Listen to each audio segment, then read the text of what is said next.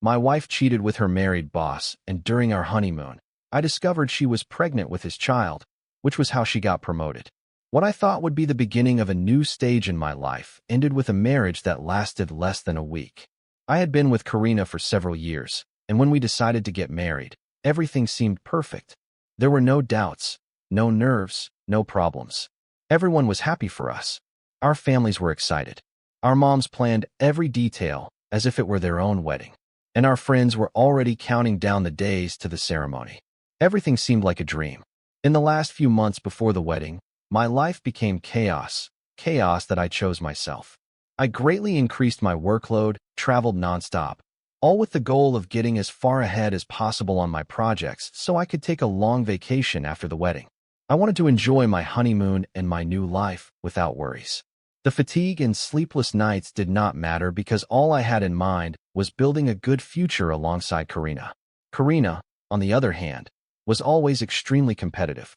From the moment I met her, I knew she was not one to settle for little. She was ambitious and dedicated to her career, something I admired because I felt we were on the same page. She wanted to go far. Fortunately for her, she was lucky enough to be highly valued by her boss. Thanks to that, she got several opportunities for growth in the company. No one doubted her talent. But more than once, Karina commented that not everyone at work was so lucky. If it were not for my boss's support, maybe I would not have advanced so fast in my career. Even with such commitment to her job, Karina managed to negotiate 2 weeks of vacation for the wedding and honeymoon. It was not easy, but her boss approved it, which allowed us to plan everything without problems. Since I was always traveling, she and our families took care of most of the details. Finally, after 2 months away for work, I returned home a week before the big day. I was exhausted but happy to have everything sorted out. Now, at least for a good while, I would not have to worry about work and could focus only on Karina and our new life together. We made the most of that last week, catching up and simply enjoying each other's company. Sometimes, when I remember those days, I wonder how she managed to act so naturally, knowing that I would find out later. When the big day arrived, everything was perfect. The ceremony was beautiful, the reception incredible, and our friends and family seemed to enjoy every moment. Karina was dazzling, and I felt like the luckiest man in the world. After all the work, stress, and months apart, we were finally there, starting our life together. We received many gifts that night, but one, in particular, caught our attention: a complete kitchen set, freezer, microwave, oven, and several modern appliances. It was an impressive gift, much more expensive than any other we had received. Upon seeing the card, we discovered it was from her boss. I am not going to lie, I found it strange. What kind of boss gives a gift like that to a newly married employee? But at that moment, I did not give it much thought.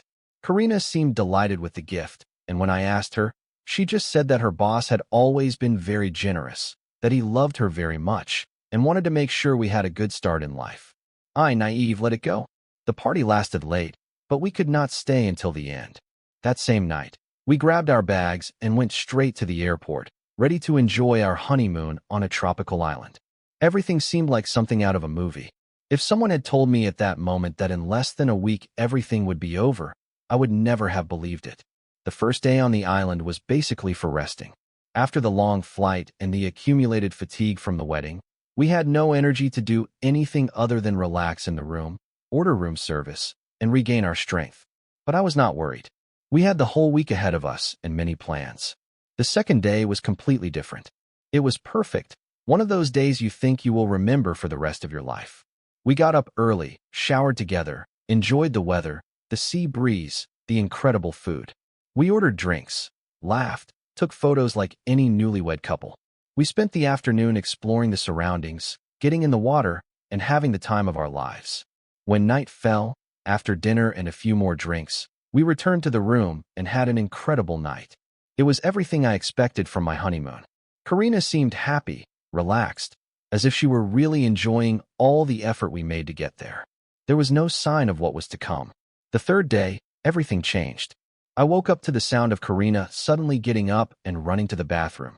It took me a few seconds to react, but when I sat up in bed, I could already hear her breathing rapidly on the other side of the door. She did not vomit, but she was clearly not well. I got up and asked her from outside if she was feeling better. All she replied was a yes, saying it was just a slight discomfort and that it would pass soon. When she came out of the bathroom, her face was pale. I was worried, but I tried to reassure her. Maybe she had eaten something that upset her stomach, or it was just the alcohol from the day before. To lighten the mood, I joked, "What if you are pregnant?" laughing because I knew it was impossible. After all, I had spent the last 2 months traveling. But Karina did not react. She did not laugh. She did not look annoyed. She did not say anything. She just remained silent. That left me with a strange feeling, but I decided not to insist. I asked her if she wanted me to get her something for the discomfort, but she declined, saying she just needed a while to recover. Still, we continued with our day as planned. I did not want a simple upset stomach to ruin everything. But something was wrong. Karina was not the same as the day before. She did not smile like she used to. She spoke little, and every time I tried to start a conversation, she answered curtly, saying she was still not feeling well. I tried not to overthink it. I thought it was just a passing discomfort and that she would soon be better. In the afternoon, when we were about to go to a restaurant that had been recommended to us, Karina insisted that I go back to the hotel and leave the souvenir purchases in the room first. She said that way we would be more comfortable without the bags in the way. It seemed unnecessary to me, but she insisted so much that I ended up agreeing. When I returned to the restaurant, Karina was already sitting with her cell phone in her hand, looking distracted. As soon as she saw me, she quickly put away her phone and smiled as if nothing had happened. During dinner, we were told that there would be a traditional festival that night, something we could not miss. It seemed like a unique experience, so I suggested we go. Karina just nodded. When we arrived at the hotel to rest a bit before going out, I was surprised when she said she did not want to go anymore. She said she was tired and preferred to stay in the room.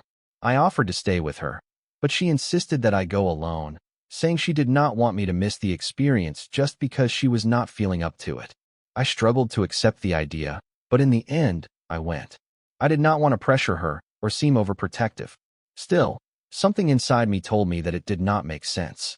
I was at the festival for less than an hour. My mind was on Karina the whole time. I was worried. She had been different since the morning, but she did not want to tell me why. When I returned to the hotel, I found Karina frantically typing on her cell phone, her eyes watery. She did not even hear me come in. Something happened? I asked. She jumped as if she had been caught doing something wrong and hid her cell phone in her lap. No, nothing. Everything is fine. I crossed my arms and looked at her intently. You do not seem fine. What is wrong? She sighed and tried to compose herself. My friend is a little sick, but it is not serious. That did not convince me. Her face was not that of someone worried about a friend with a cold. Her expression was pure anguish. Are you sure it is just that? Yes, love. Do not worry. I do not want to ruin the night with nonsense. Something did not sit right with me, but I decided not to press her. I did not want to turn our honeymoon into an interrogation. That night, while Karina slept, I was still restless. Something was not adding up. Karina never acted like this. If something bothered her, she always told me. But not this time. This time she was hiding something. I thought about everything that happened that day, her discomfort, her distant attitude, her insistence that I leave the purchases in the room, her refusal to go to the festival, and now this. Maybe she just did not want to worry me. Maybe she was dealing with something and thought it would ruin our honeymoon if she told me. But I was not willing to let her carry that alone. For the first time in our relationship, I took her cell phone while she was sleeping and started looking. I had never done that before. I always trusted her. But something told me that what she was hiding was not trivial. The first thing I did was look for the conversation with her best friend. If she really was sick, as Karina said, it was to be expected that they would have exchanged messages in the last few hours. But there was nothing, no recent conversation. Their last contact was before the wedding. That made me uncomfortable. I checked the chats with some of her other friends, but it was almost the same, just a few short messages congratulating her on the wedding and wishing her a happy honeymoon. There was no problem, no illness, nothing to justify the state I found her in a little while ago. I decided to check the chat with her family. Nothing strange. Her younger sister just asked her to bring back souvenirs from the island. Her mom talked about wedding stuff, nothing out of the ordinary. I stared at the screen for a moment, not understanding what was going on. If she was not talking to any friends or family, then who was she exchanging messages with so urgently? Almost without thinking, I opened the conversation with her boss. Maybe it was a work problem, something that was stressing her out, and she did not want to tell me so as not to ruin the honeymoon. Maybe something had happened at the company, and she did not know how to handle it. But what I found, I would never have imagined. The last messages were a nightmare. Marcos, I just took the test. I am pregnant. I felt my head spinning. Are you sure? How long? Her boss asked. By the date. It has to be yours, Karina replied. I swallowed. I felt like I could not breathe. This could not be happening. To give you a better understanding, Karina's boss, Marcos, is a man of almost 50, married with children. A guy who, as far as I knew, was just a superior who valued her highly at work. Never, in all the years I was with Karina, did I imagine there was anything between them. I kept reading. So, your husband has no idea, right? No, he does not know anything. Perfect. Then give him the news as if it were his. I had to look away from the screen. I could not believe what I was reading. Karina replied almost immediately. That is impossible, Marcos. We have not been together since before he traveled. I cannot make him believe that. But Marcos did not give up. You do not need to tell him now. Just wait a few weeks. Give it to him at the right time, and that is it. He will never know. Karina hesitated. I do not know Marcos. He is a good man. I cannot do this to him. And Marcos's reply destroyed me. If you really love him, this is the only option. If you want a good marriage, you have to do this.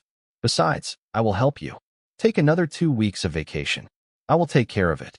That way, you will have plenty of opportunities to sleep with him and make everything seem normal. I do not know how long I stared at the phone. My mind just shut down. The only reason Karina had so many perks at work was not because her boss was generous, but because she was sleeping with him. And now that same man wanted me to raise his child without knowing the truth. My body moved on its own. I got up and went straight to the bathroom. I opened the trash and rummaged until I found a tightly tied black bag. Something inside me already knew what I would find there. I opened the bag, and there it was, a pregnancy test. The result was already a bit faded, but it was still clearly positive. Karina had hidden it well, but not well enough. She probably bought the test while she sent me to drop off the shopping the previous afternoon and took advantage of the time I was at the festival to take it. I stayed there, crouched down, holding that test in my hand. This could not be happening. I took a deep breath. I needed to think. I went back to the cell phone and kept reading. The messages went far beyond what I imagined. Months. This was not a slip-up, not an isolated mistake. It was a long-term relationship. I began to notice patterns. Marcos would give her favors, adjust her schedules, promote her faster than normal. Karina celebrated it with him. One message, in particular, made me nauseous. Now that the supervisor is retiring, could you consider me for the position? I just bought new lingerie at Victoria's Secret to convince you. Marcos replied in seconds. You know I am willing to be convinced. I felt breathless. Karina was not the person I thought she was. Everything I built with her was a lie. The marriage, the honeymoon, every kiss, every caress, every time she said she loved me. Everything was rotten. I looked at the cell phone screen. This was not just betrayal. This was part of her life, part of her career, part of how she got what she wanted. I sat on the sofa, unable to process everything. I did not sleep. I spent the whole night reading every message, every conversation. I took screenshots of everything I could and sent them to my own email in case she tried to delete anything later. When dawn broke, I was still in the same place. Around 7 in the morning, I heard Karina moving in bed. She got up quickly and ran to the bathroom, again with nausea. I heard the water running, and a few minutes later, she came out. She had not seen me yet, but when she raised her head, there I was, sitting on the sofa, completely silent, looking at her. Her expression went from surprise to confusion. Are you okay? She asked in a sleepy voice. I stood up slowly. What is wrong with you, Karina? I asked, my voice calmer than I expected. She blinked nervously. What do you mean? I took a step toward her. It is not normal for you to feel so bad. You barely drank any alcohol yesterday. You do not look well. She looked away. It must be the food, or maybe, I do not know, the heat. Do you not have anything to tell me? I asked. She looked me in the eye, and for an instant, I saw panic, but she quickly covered it with a fake smile. No, love, everything is fine. I remained silent. I did not say anything. I just took the pregnancy test out of my pocket and threw it on her lap. Karina froze completely. All the color drained from her face. She looked at the test, then at me. and for a moment I saw fear in her eyes. I did not say a single word, I just kept looking at her. Seconds of unbearable silence passed until she finally tried to smile. I did not want to tell you yet, because of the wedding, but we are going to be parents. I did not smile. Since when have you known? I asked calmly. She opened her mouth, but remained silent, trying to think of what to say. A month ago, she murmured. A month, after I left on my trip. She nodded. But I did not tell you because there was so much going on with the wedding, the stress, the preparations. I wanted it to be a special moment. I remained silent for a moment. Then I finally said, so that means you got pregnant the last time we were together before my trip, right? Yes, she answered immediately, almost desperately. I looked at her intently. That means you must be almost 3 months pregnant. It is best we get a medical consultation when we get back. I continued. Karina swallowed nervously. I suppose so. We were silent for a moment. Is there anything else you want to tell me? I asked, keeping my voice as steady as possible. She lowered her gaze. No, that is all. After a few seconds, she looked at me. Are you not happy? She added, forcing a smile. We are going to be parents. I took her phone out of my pocket and held it up in the air. No, Karina, I said coldly. I am not happy because I am no one's father. After all, the father is Marcos. The panic in her face was indescribable. I threw the phone onto her lap, right next to the pregnancy test. It is a misunderstanding, she stammered. It is not what you think. But I did not want to hear any more. I took my things. She was crying, but I did not stop. Please, let me explain, she begged. All this is a mistake. I put the last piece of clothing in my suitcase and closed it without looking at her. Marcos forced me, she suddenly shouted.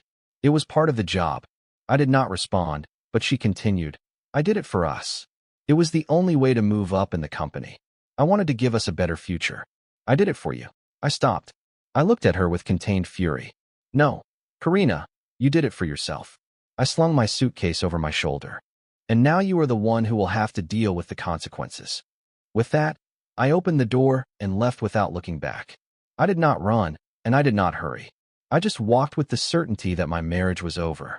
At the airport, I bought a ticket for the next flight back home. While I waited, I opened my cell phone and sent all the screenshots to Marcos's wife. I made sure that in many countries, when a marriage is based on deception or extreme betrayal, it can be annulled as if it never existed. I called my lawyer, and she told me that with the evidence I had, the process would be relatively quick. I did not feel sadness, only emptiness. When I got home, I called my parents and told them everything. They could not believe it. My mom exploded with fury. My dad just sighed, disappointed. Do what you have to do, he said. We are with you. During all those hours, Karina kept sending me messages. At first, they were please tell me this is not final. Do not throw everything away because of a mistake. Then confusion, where are you?